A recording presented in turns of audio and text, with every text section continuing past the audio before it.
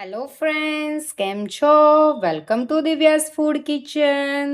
આજે હું તમારી સાથે શેર કરીશ કાકડીનું રાયતું. સમર સ્પેશિયલ કાકડીનું રાયતું તમારી સાથે શેર કરવા માંગુ છું. તો ચલો ખૂબ જ ટેસ્ટી એવું કાકડીનું રાયતું બનાવવાનું સ્ટાર્ટ કરીએ.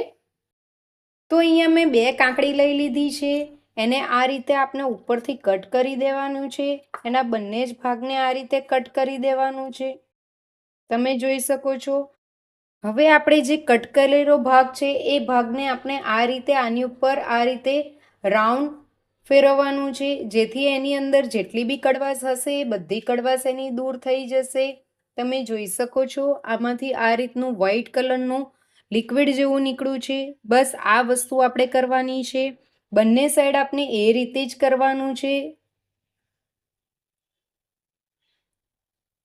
કાકડી ઓલવેઝ ચાખીને જ યુઝ કરવી, કેમ કે એની અંદર કડવાટ હોય છે અમુક કાકડીની.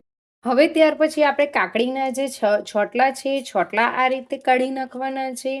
બધા જ છોટલા આ રીતે કાઢી નાખવાના છે. તમે જોઈ શકો છો. તો મેં અહીંયા બંને કાકડીના છોટલા કાઢી નાખ્યા છે. હવે આપણે તેને ગ્રેડ કરવાનું છે. તો મેં આ રીતની છીણી લીધી છે. તો એ છીણીની હેલ્પથી આપણે એને ગ્રેડ કરવાની છે આ રીતે. તો તમે જોઈ શકો છો આ રીતે તેને ગ્રેડ કરવાની છે. તો મેં કાકડીને એકદમ જ ગ્રેડ કરી દીધી છે. બંને કાકડી ગ્રેડ થઈ ગઈ છે. હવે આપણે કાકડીનું બધું જ પાણી આપણે કાઢી નાખવાનું છે. તમે જોઈ શકો છો કાકડીમાંથી કેટલું બધું પાણી નીકળી રહ્યું છે. આ રીતે કાકડીનું બધું જ પાણી કાઢી નાખવાનું છે.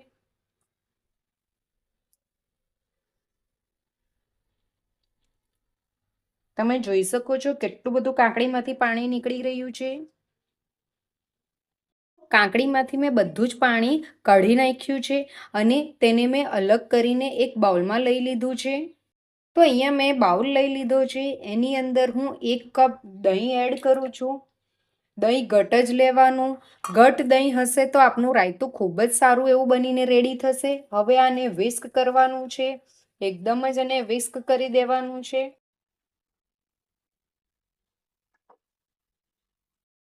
દહીં મેં એકદમ જ ફેંટી લીધું છે. તો આપણે હવે જે દહીં ફેટ્યું હતું એ દહીંની અંદર હવે આ જે કાકડી આપણે જેમાંથી મેં પાણી બધું કાઢી નાખ્યું છે એ બધી કાકડી આની અંદર હું એડ કરું છું. હવે એને બરાબર મિક્સ કરી દેવાનું છે. મિક્સ થઈ ગયા પછી એની અંદર અડધી ચમચી લીલું મરચું એડ કરું છું. ત્યાર પછી 1 ચમચી જીરા પાવડર, શેકેલો જીરા પાવડર એડ કરું છું. અડધી ચમચી મીઠું એડ કરું છું. અડધી ચમચી ખાંડ એડ કરું છું. હવે આ બધાને આપણે બરાબર મિક્સ કરી દેવાનું છે. તમે મરચાંને આખા કટ કરીને પણ તમે એડ કરી શકો છો. મેં અહીંયા પેસ્ટ નાખી છે કેમ કે મારા ઘરમાં નાનું બાળક છે. નાના બાળકો જ્યારે આ રાયતું ખાય છે ત્યારે એ લોકોના મોઢામાં મરચું આવે એટલે મેં એની પેસ્ટ નાખી છે. આખા મરચાં નથી નાખ્યા. હવે આ રાયતાની અંદર આપણે વઘાર કરવાનો છે. તો ચાલો આપણે વઘાર કરી લઈએ. અહીંયા મેં વઘાર્યું લઈ લીધું છે. વઘાર્યાની અંદર હું અડધી ચમચી જેટલું તેલ એડ કરું છું.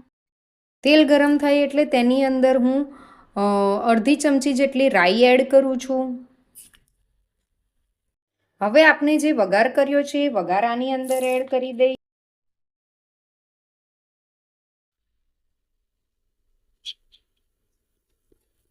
આ બધાને હવે આપણે સરખી રીતે મિક્સ કરી દેવાનું છે.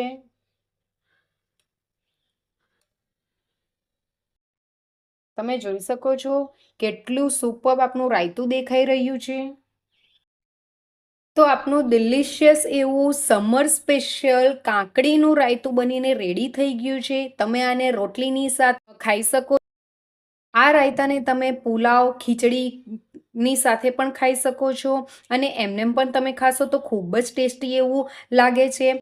તો તમને મારી આજની કાકડીના રાયતાની રેસીપી કેવી લાગી એ મને કમેન્ટ કરીને જરૂર કહેજો. જો તમને મારી રેસીપી ગમી હોય તો મારી રેસીપીને લાઈક કરો, શેર કરો અને કમેન્ટ કરો. અને જો તમે મારી ચેનલને સબસ્ક્રાઈબ ન કરી હોય તો મારી ચેનલને સબસ્ક્રાઈબ કરો અને બાજુમાં આપેલા બેલ આઇકનને દબાવો, જેથી મારી નવી નવી રેસીપી તમારા સુધી સૌથી પહેલી પહોંચે. Thank you for watching. Bye bye. મળીએ એક નવી રેસીપી સાથે. બાય.